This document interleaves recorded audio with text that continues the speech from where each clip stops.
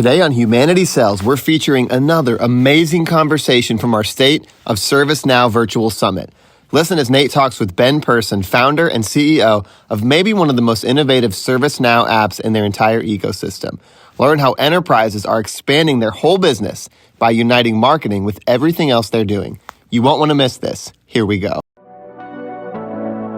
Welcome to the Humanity Sells podcast, where we talk about the marketing revolution that's happening in tech consulting and how the best businesses are elevating their brand, amplifying their message, and selling more by being more human. We're your hosts, Brandon Triola. And I'm Nate Nitty. Let's get into it.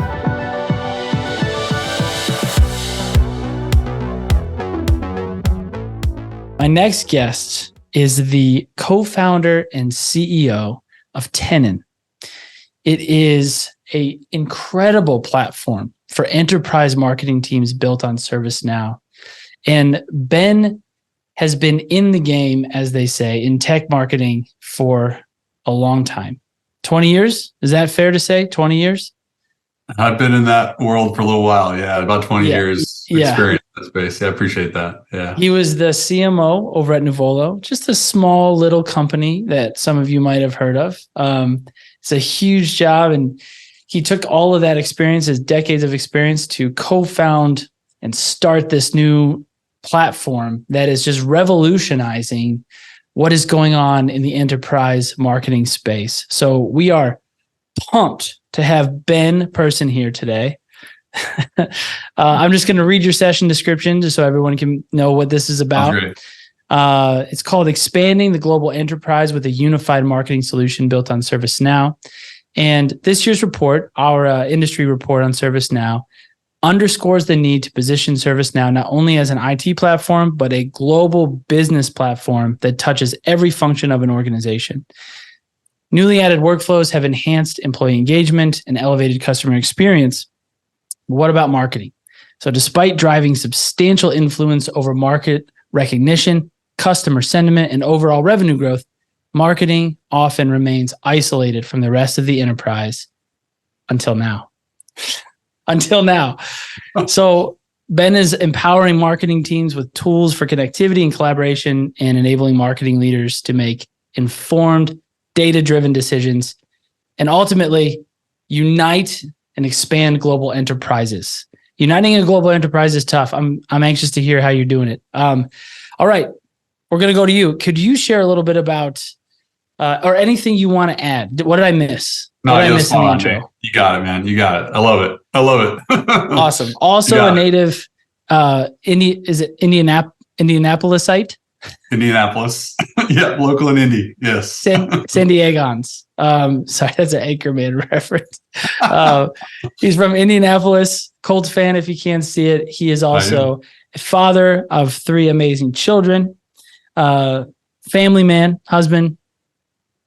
Ben Person, welcome to the State of ServiceNow Summit. Thank you very much, Nate. Great to be here. Really excited for this opportunity to share not only with you, but with your audience and everyone attending today. So thank you for having me. Yep, no problem. I'm just going to jump right in. It's got some questions for you, similar to the other sessions, Q&A style.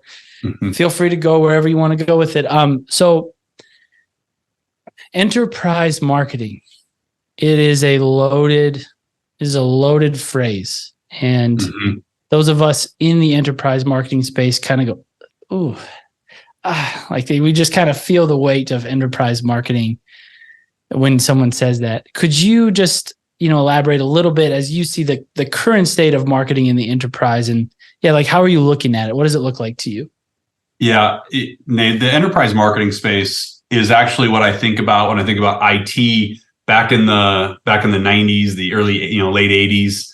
It's a messy organization in most enterprises. And what I mean by that is it's fragmented, it's siloed, it is dysfunctional, it is not single organization, single delivery, single execution model in most enterprises I speak with. And what that means is I love messy middle businesses. Most of my background is actually in IT, and but when I moved into a CMO role, it's interesting to see what marketing really looks like in terms of how does it operate. How does content teams operate? How do field teams operate, right? How do digital teams run? And there's a lot of similarities and a lot of overlap. But in the end, it's like it's a business that has to run and deliver a service with an outcome and a measurement. And to me, like it's such an opportunity to improve the way these organizations run and how they deliver results. That's awesome. Yeah, that's a good snapshot. I think everybody kind of resonates with the messy middle message that you said. What's interesting about messy middle is that it doesn't get less messy just because you call it messy middle. I think sometimes people say that phrase that, and you're supposed to go, oh, like I see, it's just messy. And it's like, well, actually, the messy middle needs some help. And that's kind of like what you're here to do. It's like, it's really cool and it's interesting. Yeah. Yeah. And it's not an organization that ever operates on its own. I always ask like folks in IT or, other departments outside of marketing, like, do you know what marketing does? Or do you have people in marketing? And in most cases, the answer is no. No, I don't. But I see what's on our website. I see what social media we put out. I may see what's on TV commercials. I may see all the public facing things related to marketing, but no one really understands, what all goes in to what gets produced, what all goes into what shows publicly. There's a lot of baling twine and string behind the scenes to make it happen. But there's a lot of opportunity there, right? Yeah. I mean, you're kind of talking about marketing being isolated inside of the enterprise. It's kind of the bigger idea there. So it's interesting to me, like I read in your description, marketing, it drives market recognition, customer sentiment, overall revenue growth, but at the same time, it's like so isolated in the organization, which when you just articulate it like that, you go like, oh, that needs to change. Like, well, duh. But like, There's obviously a reason that this is the case and is pervasive throughout. So in your opinion, from where you're sitting, like what are some of the root causes of marketing's isolation, and how could someone identify that this is happening in their organization? It's interesting. I think as a marketing organization, I think about mostly when I step back and I say, why are they isolated? Why are they on their own? I do think a lot of it is self-induced. Especially when you think about the creative folks, the brand folks, the people that just sort of want to be left alone. Let me be the creative, right? Don't get into my business. Let me just do my creative work and, the art, the design, the creative. But when you really put rubber to the road, it's marketing they're dependent on the rest of the enterprise. Like there isn't much work that goes on within marketing that doesn't touch another part of the business. And, there's so many examples, Nate, like you don't do much with the website without IT. Yep. You don't do a lot around, managing social to some extent without having some level of human resources involved. I think about diversity, inclusion, new hires, right? All that type of data. You think about legal and press releases. You think about new locations and facilities and branding of that and announcing that. And it's just, so there's so many ties to the rest of the enterprise that while they want to have independence, while they want to have their own, creativity and their isolation, they need the rest of the enterprise there to support them.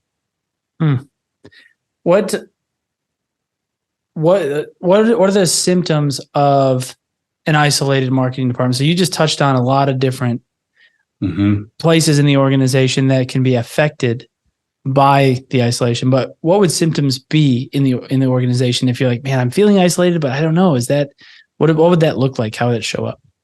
How would marketing feel like it's? Well, I mean, if marketing would feel that they're isolated, Nate, when they are, truly finding themselves completely manually doing things to get support from other groups, right? I mean, it was always email and Slack and Teams to do my job. Like that was how we operated. It was spreadsheets. It was just, there was that type of operating model that's how work got done, or the information was stored in someone's brain. And, there wasn't standard operating processes. There wasn't any way that this is how we work day in, day out. That's the opportunity as I see it, is marketing organizations that truly find themselves feeling that they're isolated and operating that they're isolated, right? So, do you like? Let's just go with I don't know. Pick your favorite department. Let's just go with HR and marketing not being aligned together. If that's totally the case, like it's all manual, as you're saying, and information lives in someone's head. What's a good example of a net impact on what gets put out into the world? Like, how does that actually suffer? What do you see how does it hurt? Yeah, the pain is speed and quality is your pain. If I think about the interaction, and by the way, when I think about marketing, it's not just external facing marketing. It's also things like corporate communications that people forget about, right? So corp comm and marketing work very hand in hand. And in some cases, they're actually in the same organizational structure. Think about everything that HR does. Annual enrollment for benefits involves corp comm, right? I've got to communicate this, got to make sure that this is properly executed. Everyone signs up in time. Like, just there's an interlock there between the message, how it's messaged, when it's messaged, and the delivery of that for HR, just using that as that example, right? And so, for us, that it's about speed and quality and that experience that gets delivered. That experience could be an employee experience, if I use the example of annual benefits enrollment, or it's the experience that's external facing, whether it be on your social or your website or something you're experiencing from this output from marketing. So that'd be my example there. Awesome. That's good. Speed and quality. My hunch is that answer will tie into this one, my next question. It's if marketing could, proactively break down these silos, unite the enterprise, like Superman, just pull them all together and unite them. What benefits would marketing leaders and teams and even the rest of the organization see? Like, what's the impact of lowered silos from marketing's perspective? Yeah, I mean, the biggest benefit is going to be new transparency into how they run their business is one big one. I always say, like, take down these silos. Like, a CMO needs new visibility into how their business is running, right? And they need to see end to end how their business is running. And if it's cross-functional across departments, not only can they see how their business is running, but how about we share back how things are operating, right? I mean, we think about black box, the silo, whatever term you want to give marketing, like we've got to get more transparency into how is marketing delivering and showing the value. There's a ton of value that we have no idea. Just like in IT, by the way, like knowing that all this servers and infrastructure stays up because of all this hard work that IT does, there is a lot of new visibility because of what ServiceNow does to show that. Like we need to show all that hard work and the value that marketing is delivering to ultimately elevate their role within the organization. Yeah, that resonates. I mean, that resonates with me as a leader. I'm sure you've been in positions before where you're tempted to reduce investment or allocation just because from your perspective, you're uninformed about the true value. And then it's only when you get up to that line of pulling the trigger, someone runs into the room and goes, no. This is what we're doing. Like, look. And you go, oh, what was I thinking? Like, of course we need that thing. And you make a different decision, Yeah, for sure. And the thing that you're providing, the clarity, that's really interesting and really powerful. Probably should like underscore that for the folks tuning in.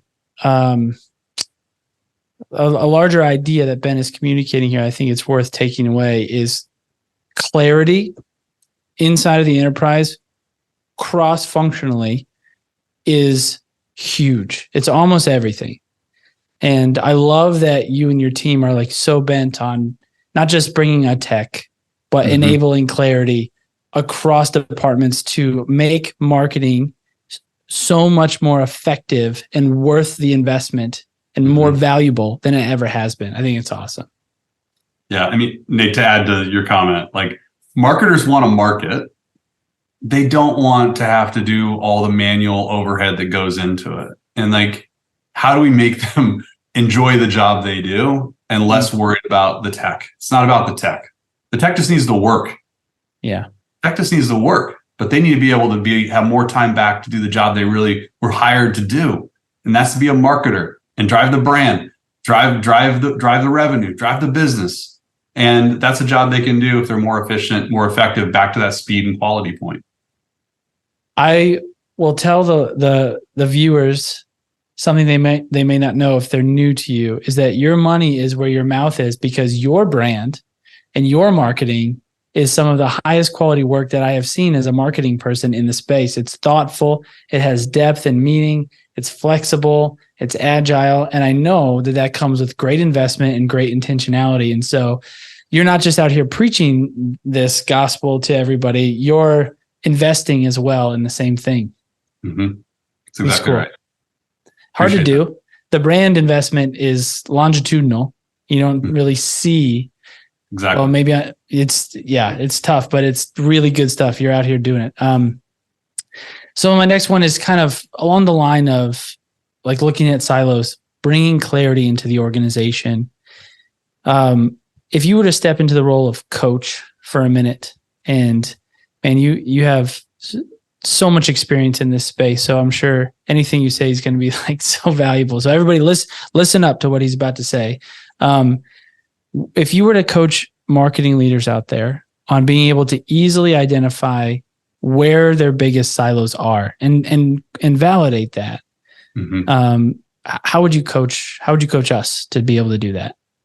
Yeah, if I'm coaching a marketing leader, which is your question, around where are there opportunities for them, one, they have to get involved in terms of they have to drive these new future operating models for their business.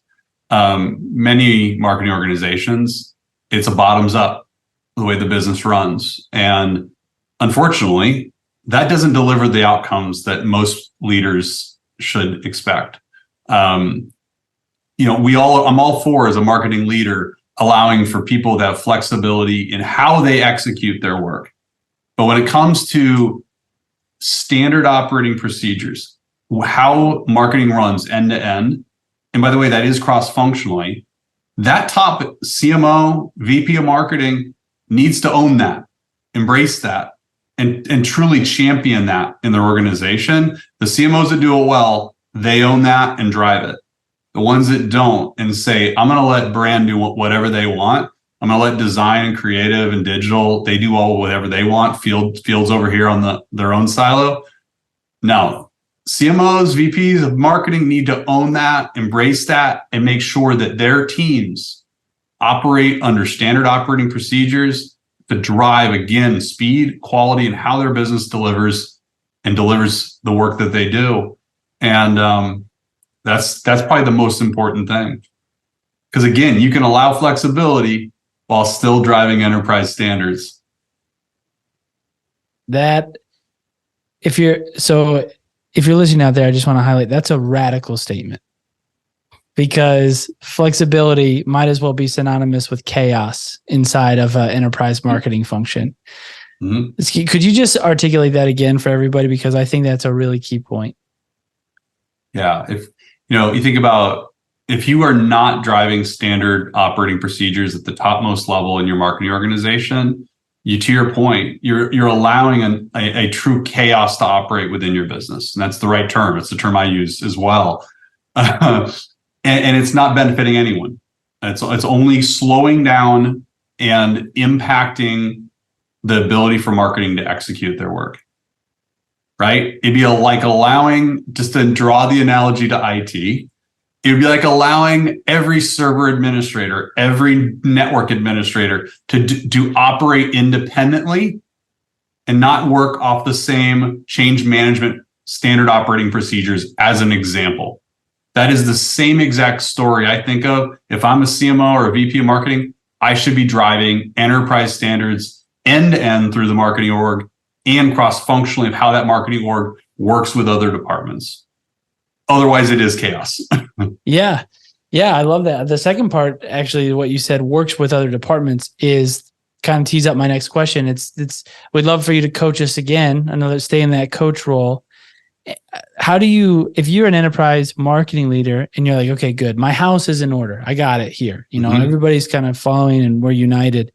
But man alive, if I could just connect with these different departments outside of our quarterly connects, outside of our, bi-weekly check-ins that half the people opt out of 5 minutes before the meeting, which, let's just be honest, that just happens. So coach us on, if you really want to be the champion in the organization of bringing everybody together, where do you start? How do you do that? That's a good question. That's a really good question. At least one, to your point, getting your own house in order first. I do encourage, where I would start is finding those marketing ops type roles to come together and work with the leadership team in marketing to own this together. By the way, it isn't just a top down push down. It's a marketing operations or the team that manages some of those standard operating procedures need to work together with the leadership to define these cohesively together, department by department. It's a workshop. It's a series of workshops, but it has to be done not only first internally within marketing, but then you need to bring your peers along with you. So if it is legal, like I always had to work with legal for every press release we put out, and LPR we did. And I pull in somebody from IT because we always have change procedures for our website. And so, but again, start with your own house, get that in order. Highly encourage you to bring marketing operations along with, or whatever title you give that role, for the folks that behind the scenes are managing the tech, managing the process. And then find those advocates within your marketing leadership team to champion with you. So, get a small group, a collective together to define it, and then help drive the execution with your own leaders, your ops folks, and then the ancillary respective areas outside of your marketing organization. That's good. This is, painting with broad brushstrokes here, but if you're a marketing leader, is there a department that is typically more reticent to connect than others? And that's maybe where you should start to sharpen your skills? That's a good question. I always encourage building the bridge with IT early on. I'll give you an example. The average marketing organization in the enterprise space has around 120 applications that they manage. They didn't bring any of those in likely without going through IT. Yeah. And so there's already sort of that friction there already, right? Yeah. Every new tool they want to bring in, it's another layer of friction. But I do encourage that bond be built early and often, and stay connected. And it's what's interesting, Nate, is I'm even seeing some of these marketing orgs building their tech team, and they're actually starting to roll up under a CIO. So you're starting to see this convergence of IT and marketing just because of the nature of marketing. The digital marketing landscape is so technical. My background is a technologist that became a marketer, which I found very effective in running marketing as a technologist because I'm operating off of data. And everything I do is built on data, right? I'm making decisions of every dollar I spend based on data in most cases, right? Maybe brand is the exception, right? But that's an area that marketing IT should have a strong bond together. Love it. Love it. Just to recap for everyone listening out there. And again, thank you for sticking with us. If you're looking to start to break down silos in your organization, good place to start would be with IT, not only because they might be reticent to listen and engage, but also the efficacy of building that bridge, the net effect and the impact is going to be super high. That's a great point. We have a little extra time, and I'm going to throw a question at you that I think it'd be interesting to hear you answer. So let's just say I am an enterprise marketing leader and I'm looking at Tenon. I'm looking at the tech. I love the philosophy. Mm-hmm. do I go get the tech and then bring it in and start pulling everybody around it? Or do I start internally trying to pave the way for the conversations and then go get the tech?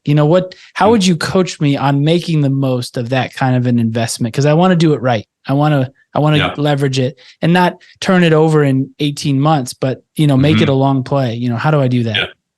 That's a great point, Nate. And as I'm having sales conversations, customer conversations, I certainly enjoy the conversations where customers have already thought about their standard operating procedures before we start.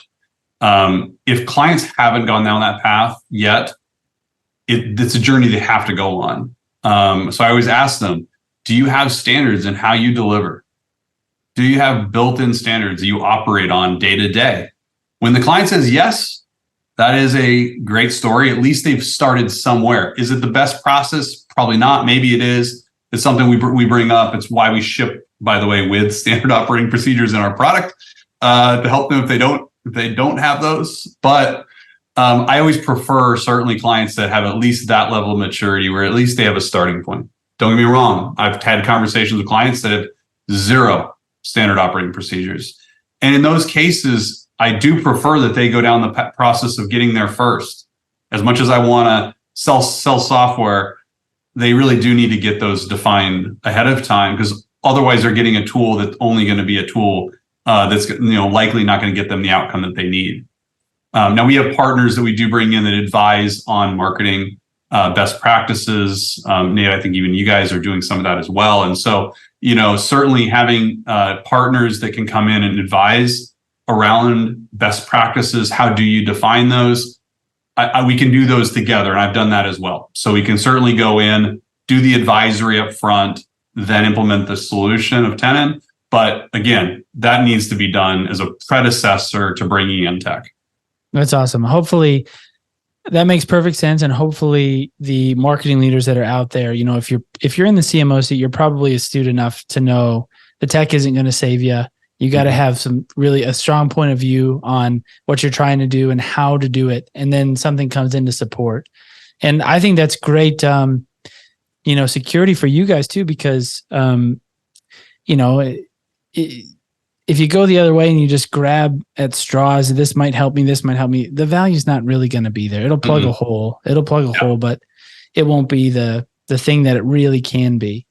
And it only probably lives with the individual who was inspired to connect with the person and bring it in. And if they move on, it's like, well, there was never any value here, forget it. But you guys provide such a valuable tool that it behooves people to just, think critically about what they're trying to achieve. And then you guys just add gasoline to the fire.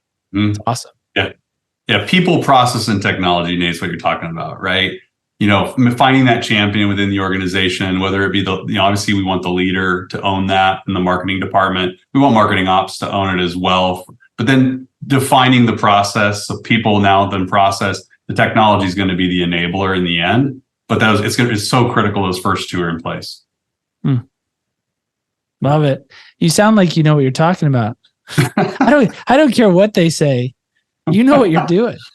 I'm just kidding. I appreciate it, man. My last question here, I'm sure there are people on this session that are really interested to learn more about you, your company, how you think about marketing, just from an advisory standpoint. The tech is amazing. How can they connect with you and reach out if they want to learn more about you? Yeah, absolutely. They can reach out to me directly, ben.person@tenonhq.com. They can also visit tenonhq.com, TENONHQ.com. Both are easy ways. Reach out to me. Love to answer any questions that come from this, or if there's any interest in diving in deeper, certainly reach out to me. Guys, please do take him up on that. I've had the privilege of just chatting with Ben several times, and he is full of knowledge and wisdom, even far outside of his technology, just marketing and the ServiceNow ecosystem. He's a wealth of knowledge. So please connect with him. And if you want to be inspired about your brand and take a look at a really strong brand in the space, head to their website. You'll see what I'm talking about. Look at their socials. You'll see. So Ben, thank you so much for doing the webinar. Thank you for being on. So fun to have you. So valuable. Thanks for the time. Yeah, really fun. Thank you so much, Nate. See ya. All right. Take care, guys.